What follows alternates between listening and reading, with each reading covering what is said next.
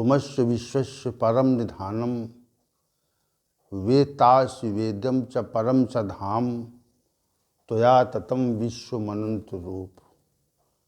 वायु यमः अग्निवर्णः शशांकः प्रजापतिस्त्वं प्रपितामहस्सु। नमो नमस्तेस्तु सहस्रकृत्वा पुनश्च भूयोऽपि नमो नमस्ते। वसुदेव सुतं देवं कंस चाणूरमर्दनं देवकी परमानंदम श्री कृष्णं वंदे जगद्गुरुं। कृष्णं वंदे जगद्गुरुं। कृष्णाय वासुदेवाय हरे परमात्मने प्रणत क्लेश नाशाय गोविंदाय नमो नमः। गोविंदाय नमो नमः। हम सभी आज इस प्रातःकालीन सत्र में भगवान श्री गोविंद के साथ बैठकर उनकी सानिध्यता का आभास करके इस भगवत गीता के ज्ञान सत्र में आगे की ओर बढ़ रहे हैं और उनकी उपस्थिति निरंतर हमारे साथ में है और उसका साथ रहता है। किसी सामर्थ्यवान पुरुष का जब साथ रहता है तो हमें निश्चिंतता रहती है। हम निश्चिंत हो जाते हैं कि अमुक सामर्थ्यशाली व्यक्ति हमारी निश्चित रूप से सहायता करेगा। और जहाँ पर ब्रह्मांड के स्वामी उपस्थित हों तो उनकी सामर्थ्य का हम सहज ही आभास करते हैं और उनकी सामर्थ्य पर हम आधारित होकर के कठिन से कठिन कार्यों को भी सहजतापूर्वक संपादित कर देते हैं। आइए चलते हैं आज के विषय की ओर। भगवान श्री गोविंद ने कहा कि आसुरी स्वभाव के मनुष्य अहंकारम बलम दर्पम कामम क्रोधम च संसिताः मामातु परदेहेषु प्रद्विषन्तः अभ्यसूयकाः।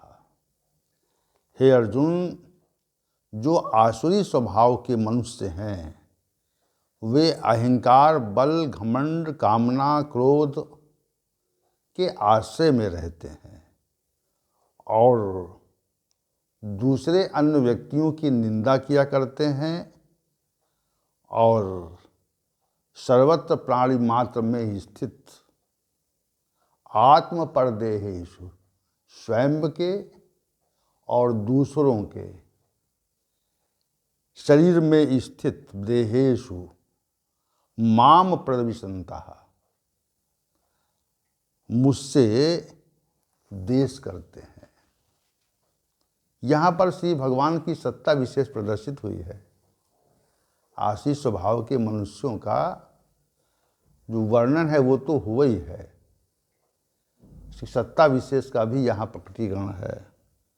जो ये आत्म परदेहेषु कहा है, माम प्रद्विषन्तः, अपने और स्वयं के और आत्म माने स्वयं के, पर माने दूसरों के, देहेषु माने देह में, माम प्रद्विषन्तः, तो हमारे अंदर भी श्री भगवान गोविंद है और दूसरों के अंदर भी श्री भगवान गोविंद है। ईश्वरा सर्वभूतानां हृदय से अर्जुन तिष्ठति। ईश्वर सभी प्राणियों के अंदर, मेरे अंदर भी और आपके अंदर भी, मेरे शरीर में भी ईश्वर भूतानां हृदय से, हृदय में रहता है। तो यहाँ पर चूँकि ईश्वरा सर्वभूतानां है, समस्त प्राणियों के हृदय में रहते हैं, तो समस्त प्राणियों के हृदय का अभिप्राय ये है कि जो आसुरी स्वभाव का मनुष्य है उसके लिए आत्मपद प्रयोग हुआ है। और जो उसके अतिरिक्त जो जितने भी प्राणी हैं उसके लिए पर का प्रयोग हुआ है। और देहेषु में शरीरों में शरीर का अर्थ दे रहे हैं। तो श्री भगवान की जो सत्ता है, अब चूंकि ईश्वरा सर्वभूतानां हृदय से अर्जुन तिष्ठति, ईश्वर जो है वह समस्त प्राणियों के हृदय में रहता है। अब ईश्वर कौन है? भगवत गीता की व्याख्या के अनुसार ईश्वर कौन है इसको भी देखना पड़ेगा हमें। श्री भगवान ने ही कहा कि ईश्वरा सर्वभूतानां हृदय से अर्जुन तिष्ठति। हे अर्जुन, जो ईश्वर है वह समस्त प्राणियों के हृदय में रहता है। तो ईश्वर कौन है? उसके लिए हम आपको अध्याय संख्या 4 का जो श्लोक संख्या 6 है उसकी ओर ले चलते हैं। क्योंकि जो यहाँ पर आत्म परदेहेषु कहा है, फिर माम पद लगा दिया। मेरे, मैं सभी के अंदर रहता हूँ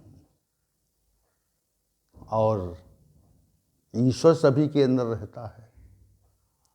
तो सत्ता दो नहीं यहाँ पे है, यहाँ पर कोई द्वैत भाव नहीं है। दो सत्ताओं का निरूपण यहाँ नहीं किया है, सत्ता एक ही है। यहाँ पर जो निरूपण है, ईश्वरा सर्वभूतानां हृदय से अर्जुन तिष्ठति, ईश्वर जो है समस्त प्राणियों के हृदय में निवास करता है, एक सत्ता। और आत्म परदेहेषु,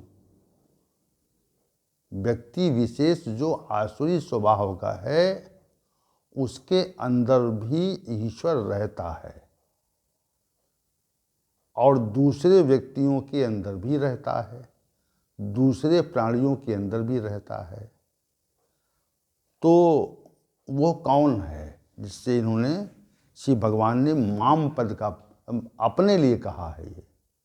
ये तथ्य श्री भगवान ने अपने लिए वर्णित कर कि मैं रहता हूँ, ये बात यहाँ पे श्री भगवान ने कह दी। तो उसी को श्लोक संख्या 4 से हम, अध्याय 4 और श्लोक संख्या 6 से समझते हैं। अजोपि सन् व्यात्मा भूतानां ईश्वरा अपि सन्, मैं जन्म नहीं लेता और अव्यय स्वरूप हूँ, मेरा व्यय नहीं होता। और ऐसा होने पर भी भूतानां ईश्वरा सन्, समस्त भूत प्राणियों का ईश्वर होने पर भी,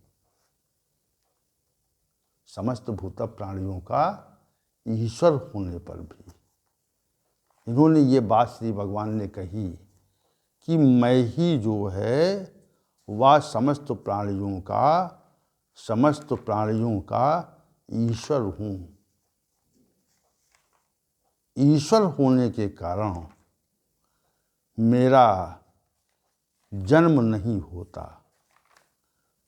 अजोपि सन् अव्यात्मा, जन्म नहीं होता मेरा, अजन्मा हूँ और मैं अव्यय स्वरूप हूँ, यानी मेरा व्यय नहीं होता। तो व्यय न होने के कारण मनुष्य का व्यय तो होता है, मनुष्य का जन्म भी होता है, जन्मा नहीं है वो, प्रत्येक प्राणी का जन्म होता है। तो प्रत्येक प्राणी का जो जन्म होता है इसलिए वो अजन्मा नहीं है। ईश्वर ही मात्र अजन्मा है जिसका जन्म नहीं होता, समझो आप। और वही अव्यय स्वरूप भी है।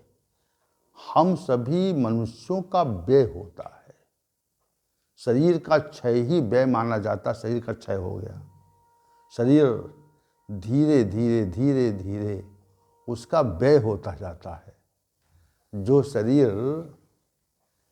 30, 25, 30 वर्ष पहले था वो खर्च हो गया, अब वो वृद्धावस्था, वृद्ध शरीर के रूप में अब वो प्रकट हो रहा है, दिख रहा है, वृद्ध शरीर के रूप में दिख रहा है, उसका व्यय हुआ ना।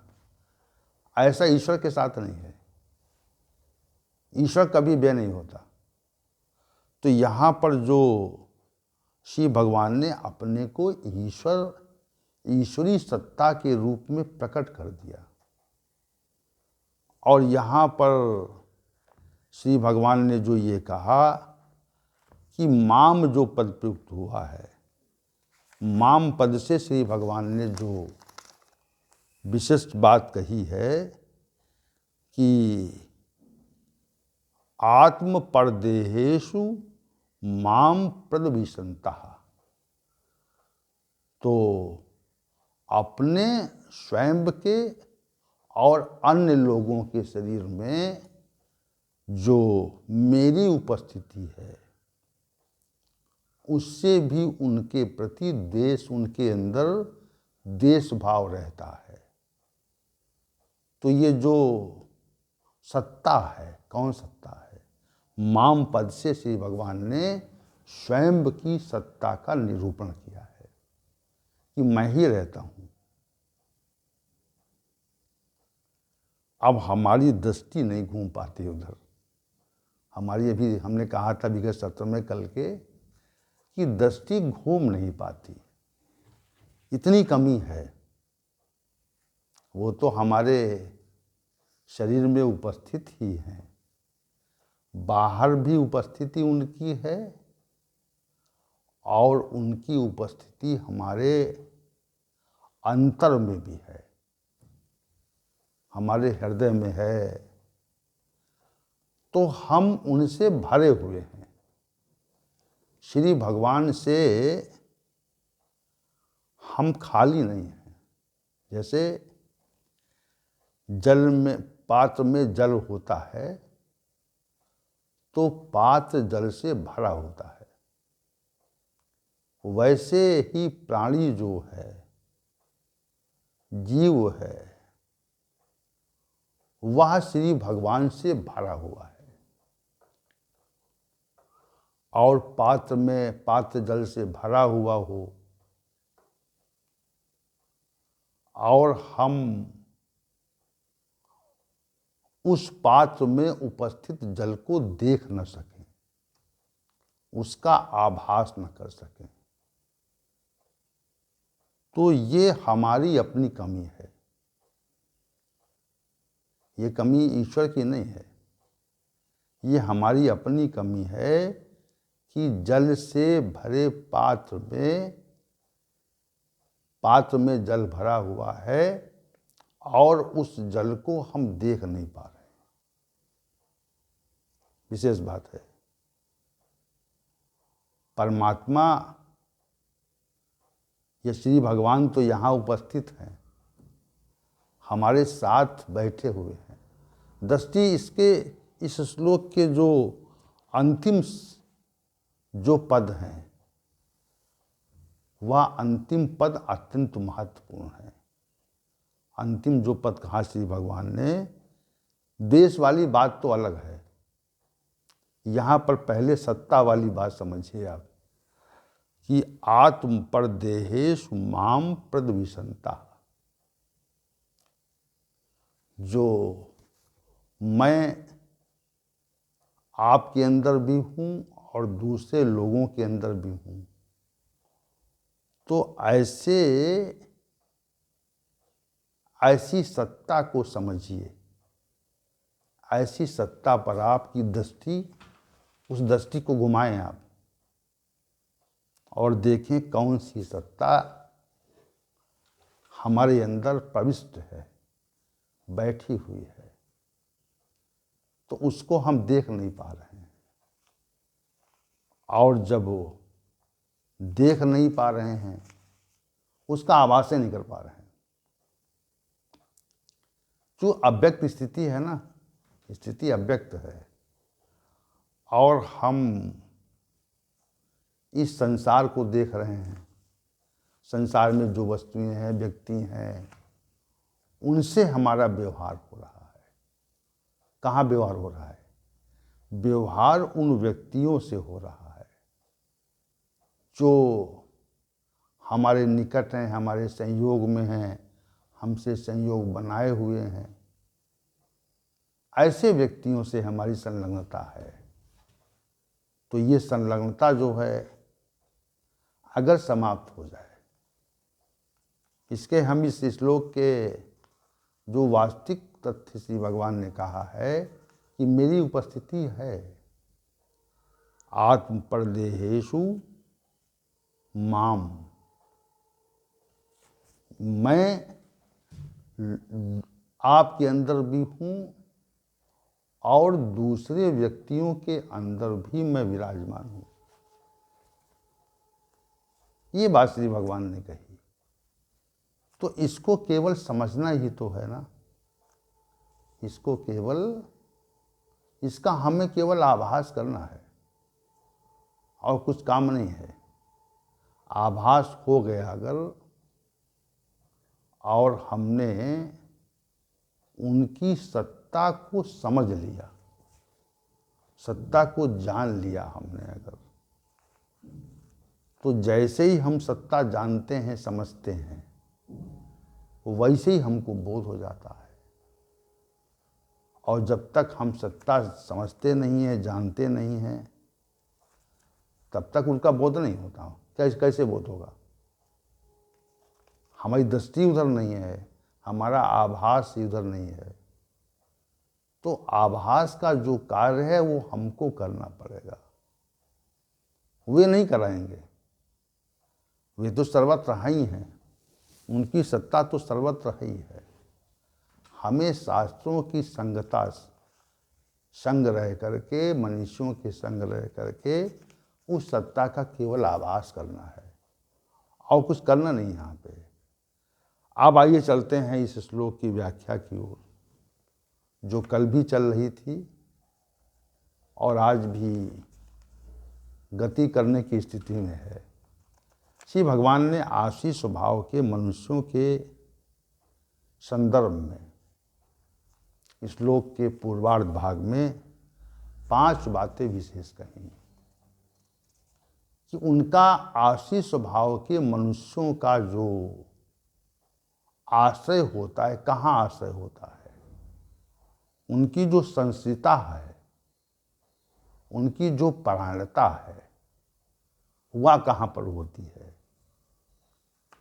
और इसको जो 5 बातें बताई हैं, इसको जरा समझिए आप कि आशी स्वभाव के मनुष्यों की परायणता कहाँ होती है। और जहाँ परायणता होती है, जहाँ परायणता होती है, वहीं पर हम रहते हैं।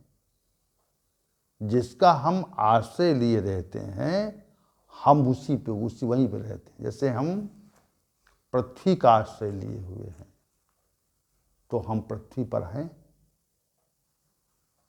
पृथ्वी का आश्रय लिए हुए हैं, इसलिए पृथ्वी पर हैं। पृथ्वी ही हमारा आश्रय और आधार है। वैसे जो आश्रयी स्वभाव के मनुष्य हैं, उनका आश्रय क्या रहता है? अहंकारम, बलम, दर्पम, कामम, क्रोधम। ये 5 आश्रय हैं। आशी स्वभाव के मनुष्यों के ये 5 आश्रय रहते हैं। क्या रहता है? अहंकार का आश्रय रहता है, अपनी सामर्थ्य का आश्रय रहता है, घमंड का, दर्प का, घमंड का आश्रय रहता है, और सांसारिक कामनाओं का आश्रय रहता है, और क्रोध का आश्रय रहता है। ये 5 विशद आश्रय जो हैं, वह आश्रयी स्वभाव के मनुष्यों के विशेष लक्षण हैं, और ये रहते हैं। इनका जो आश्रय है वो रहता है। और आश्रय छूट जाए अगर, इसके प्रतिकूल विषय विचार करें आप, आश्रय छूट जाए, अहंकार का आश्रय छूट जाए, सामर्थ्य का आश्रय, अपनी सत्ता का आभास होने का आश्रय छूट जाए, घमंड का आश्रय छूट जाए, कामना का आश्रय छूट जाए और क्रोध का आश्रय छूट जाए, तो ये समझना चाहिए कि हमारे अंदर जो आसुरी सत्ता बैठी हुई थी, आसुरी भाव जो प्रकट हो रहे थे, उस आसुरी सत्ता का विनाश हो गया और हम दैवी सत्ता के पात्र हो गए। जब तक ये 5 बातें रहती हैं मनुष्य के अंदर, इसको हम संक्षेप में ले रहे हैं अभी, इसकी व्याख्या तो बढ़ेगी अभी, लेकिन इस पूरे श्लोक को हम एक दृष्टि में समझाने का प्रयास कर रहे हैं पहले, उसके बाद विशद व्याख्या। तो जो हम अगर आश्रय लेते हैं, अहंकार का आश्रय लेते हैं, अपनी सामर्थ्य का आश्रय लेते हैं, अपने दर्प घमंड का आश्रय लेते हैं, अपनी कामनाओं का आश्रय लेते हैं और क्रोध का आश्रय लेते हैं, इतने आश्रय अगर हमने ले लिए तो आप समझिए कि हम निश्चित रूप से आसुरी स्वभाव के मनुष्य हो गए। अब विचार करें आप कि आप में इन 5 जो आसुरी स्वभाव के लक्षण विशेष हैं, दुर्गुण विशेष हैं, इनमें किसका आश्रय है? 1 का है कि 2 का है कि 3 का है कि 4 का है कि 5 का है? कितने दुर्गुणों का आश्रय आप लिए हुए हैं? तो इन दुर्गुणों का जब तक आश्रय रहता है, दुर्गुणों के आश्रय रहने तक हम सभी आसुरी स्वभाव के रहते हैं। जैसे जब तक शरीर में ज्वर रहता है तब तक हम बीमार रहते हैं, तब तक हमको ज्वर का आभास होता है ना। लेकिन यहाँ दूसरी स्थिति है। यहाँ पर स्थिति ये है कि अहंकार के आश्रय में भी रहते हैं और सामर्थ्य के आश्रय में भी रहते हैं, दर्प भी रहता है, कामना का आश्रय भी रहता है, क्रोध का आश्रय रहता है, इनकी परायणता रहती है, उसका लेकिन आभास नहीं करते हम। आसुरी स्वभाव के मनुष्य उसका आभास नहीं कर पाते। आपको ज्वर हो, बुखार हो और ज़्यादा बुखार हो जाए आपको और उसका आभास न करें आप, आभास न हो आपको, तो अंत में बढ़ जाएगा, मृत्यु हो जाएगी। तो ऐसे जो आश्रय वाली बात से भगवान कहते हैं, ये 5 आश्रय जो हैं वह आसुरी स्वभाव के मनुष्यों के अंदर रहते हैं।